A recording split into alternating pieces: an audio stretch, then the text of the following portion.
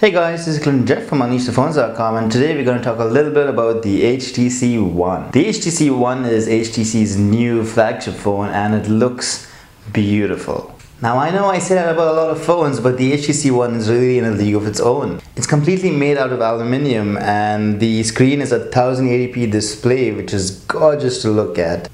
That, along with a couple other reasons, is why I'm completely in love with this phone. Nerd. Right, so I might have given away the plot with my review right there, but here's our HTC One review. In an ocean of plastic Android phones, the HTC One really stands out.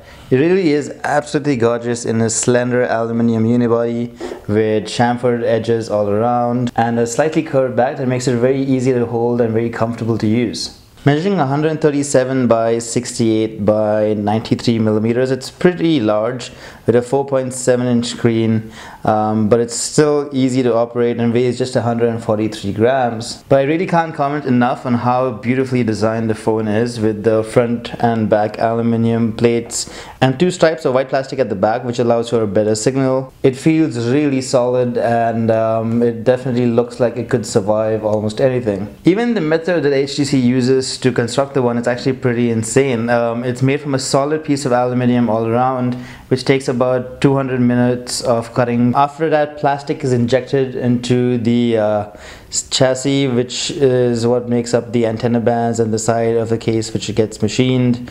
This all creates HTC's zero gap construction, which, as the name implies, has no gaps between the aluminum and the polymer. Everything is just one solid unit right there. Honestly, I do think that HTC has reached, if not bested, the level of construction previously associated only with the iPhone. Starting off from the front, you have the two speaker grills at the top and the bottom of the display. They're made out of holes that are drilled symmetrically, and this allows for what HTC calls an exciting sound experience that they call boom sound. Coming to the display, HTC is very well known for making some of the best displays out there, and the HTC One X from last year had a 720p display but was considered the best screen on a phone from last year. Of course, the bar was set even higher when HTC made their first 1080p screen display phone, the HTC Butterfly, which has a bigger, slightly brighter 5-inch screen. But of course, because of the 4.7-inch screen used in this case, the HTC One screen is a little bit more crisper.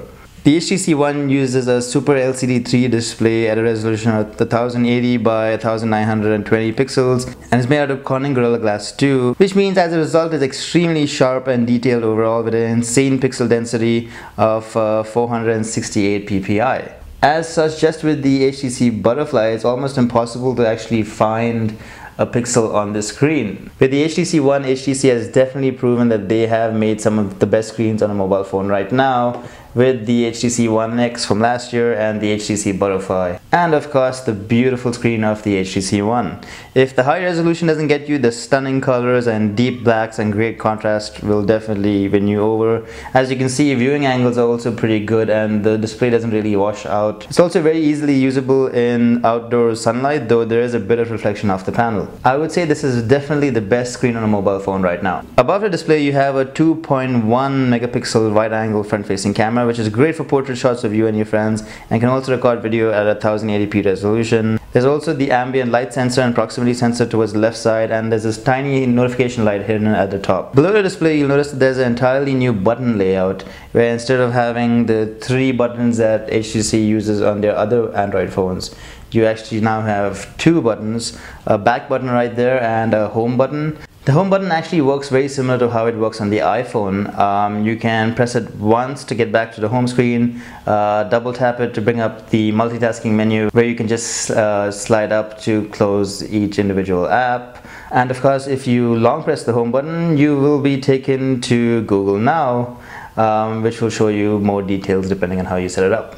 The new button layout is a little strange at first, but within a day I was really used to it, and now I kind of like it more than I like the usual implementation. Moving on, at the back of the HTC One you have the new ultra pixel camera, which goes against the current market trend of more megapixels. Instead, HTC has chosen to use a 4.3 megapixel sensor with HTC's own technology, allowing for very large pixels for superior low light performance. There's also a single LED flash right there next to it and a tiny pinhole for the noise cancelling microphone. And that's about it, apart from the HTC logo and the Beats audio branding at the bottom. Coming to the top of the HTC One, you have the standard 3.5mm audio jack and the power screen lock button, which also doubles as an infrared blaster. This allows you to use your HTC One to control TVs or a home theater system. The power button is a little hard to get used to in the beginning if you're not used to HTC's previous devices, but at least now it has a purpose for being on the top versus on the side where it would have been more comfortable. On the right side, you just have the low and volume key, which is easy enough to use and works pretty well. And on the left side, you don't actually have any ports at all. You just have a tiny little port for the micro SIM card slot. And lastly, at the bottom, you have the micro USB port, which also doubles up as an MHL port and allows for USB on the go. All in all, the HTC One is a really brilliant design that looks very clean and stylish. It really does feel great in your hand, and I'm sure it's able to turn a couple of heads when you use it, especially the white version now that I think of it. Coming to the hardware, it's kind of hard to believe the specs that the HTC One boasts, considering how sleek it does look on the outside.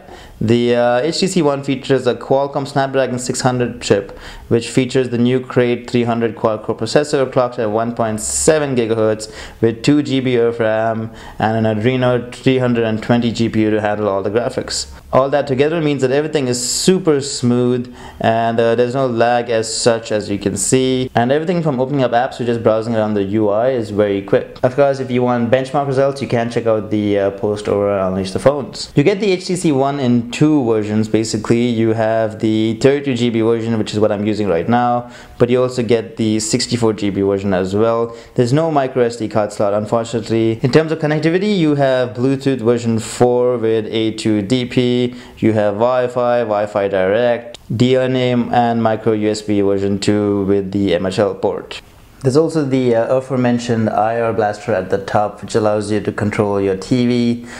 There's a TV app that's built into the HTC One where you can choose your region and also control whatever brand of TV you have, and can come in pretty useful if you're at a sports bar, for example, and you don't like what's playing on the TV, or if you just want to freak out your friends, or enjoy the convenience of being able to control your TV or home theater system right from your HTC One. Right, so coming to software, the HTC One runs Android 4.1.2 Jelly Bean with HTC Sense UI 5 on top. As you can see, Sense UI is now completely different in terms of its look and feel. Everything is a lot flatter right now, and even the menu system is completely different, wherein the previous version of Sense you would side swipe to navigate the UI. Now you just have the UI in one long list that you have to go through. Also, the overall colors are all more deep blacks and less grays than they used to be, even though you might see a couple of grays here and there. And the design is also a lot flatter and minimalistic than ever before, and it does run quite smoothly on the Snapdragon 600 chip with no instances of lag or slowdowns at all. Now, when you first start up the HTC One, you're taken to this thing called Blink Feed, which is basically a new home screen panel that allows you to view all your news from your social media sites or your various news sites all in one place on your home screen. Now, basically, it's a news aggregator, and you can choose which services you subscribe to right over there, but I honestly didn't use it that much. It is nice, I guess. It does look very nice as well, and you can just tap on a thumbnail right there to view the actual thing. But I don't know, I didn't really get Blink Feed. It didn't suit me. I still prefer to actually use Twitter or Google Reader instead. But this is basically something that you will either love or hate. Even if you don't use it, you can set another home screen as your default home screen right there, but you can't turn it off entirely, which is a bit annoying because it is a wasted home screen panel right there. Apart from blink feed, there's also a lot more that HTC Sense 5.0 brings along. There's a reworked time and weather widget, as you can see, compared to the gorgeous weather widget that HTC previously had on their devices, which was a lot larger, as you can see, but doesn't look as cool as the new one, admittedly. Though I kind of did like the old flip screen clock right there. You can actually find that same clock in the list of weather widgets right there, so you can use the old weather widget if you prefer. It does look a lot more modern, and you no longer get the visual flare or the very cool weather effects that used to pop up, as you can see right there. So yeah, it is very cool and minimalistic, and it's all part of HTC's new UI decision, where everything looks a lot cleaner, a lot flatter, and this basically makes sense, a very visually nice, unobtrusive UI. Of course, HTC has also made some things slightly more complicated, like for instance, if you are to add a shortcut now, you have to long press on the icon and then move it all the way to the shortcut thing right there, and then place it somewhere on your home screen. But you can create folders, as you can see, in the home screen or even in the list of apps right there. So speaking of the app drawer is actually very rich in features. You can rearrange your icons any way you like, and you can also arrange them alphabetically, as you can see, or custom if you prefer, or even by the most recent apps that you installed. There are shortcuts to the Play Store and the search feature right there, and you can also choose to hide apps or change the grid size. By default, it's a 3x4 grid that I kind of felt was a waste of space, so I just set it to the 4x5 grid size, which makes a lot better use of the screen if you ask me. You also notice that the notification drop down is also a lot cleaner than it used to be before. It's the same flat look overall, and there's the always present power saver option that does help you push the battery on the HTC One to last through an entire day. It's a pretty handy feature to have, though I do wish that they had toggles at the top of the notification drop down, because that is something that I really do like about Sony and Samsung's phones.